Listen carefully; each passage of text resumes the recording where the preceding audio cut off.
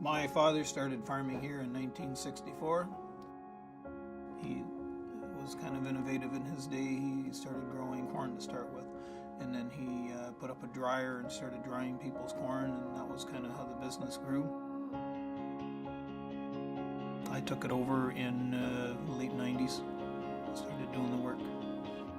Most of society believes farmers are pretty simple and mostly uneducated, and it's quite the opposite. The most progressive farmers I know are very highly educated. We take doing what we do very seriously.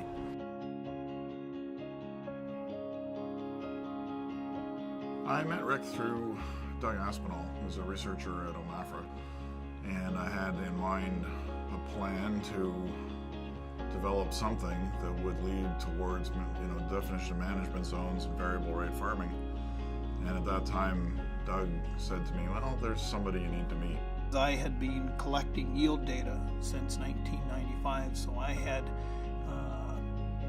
15 years of yield data. And Rick showed me this spreadsheet technology that he had created to do variable rate. I created this program to do variable rate fertilizer. Couldn't really at first believe when I was hearing that there was a variable rate solution out there that nobody had ever heard of, but there it was. Farming, for the most part, is in agriculture. There are no mistakes, only test plots. And so everything that I've done over the years is a test plot. It doesn't matter whether it's right or wrong. There's always data that you gain out of it and knowledge that you gain from your mistakes or from your successes. I was trying to figure out ways to maximize my fertilizer efficiency and get more yield and not waste any more fertilizer than I had to. Each cell, we can figure out how much corn came out of it.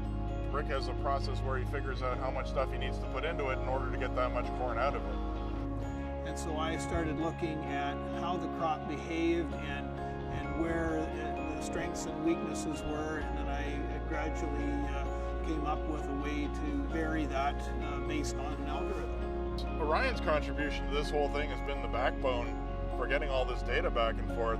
Because if you break this into 5,000 cells, that's at least 5,000 pieces of data, where you used to have one, which was the average yield for the whole thing. Now you have 5,000 average yields, and 5,000 moistures, and 5,000 positions, and 5,000.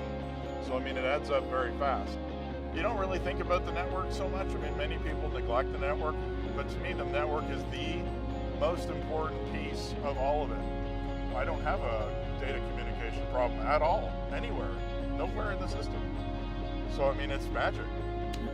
Now it's just a matter of trying to figure out what's next.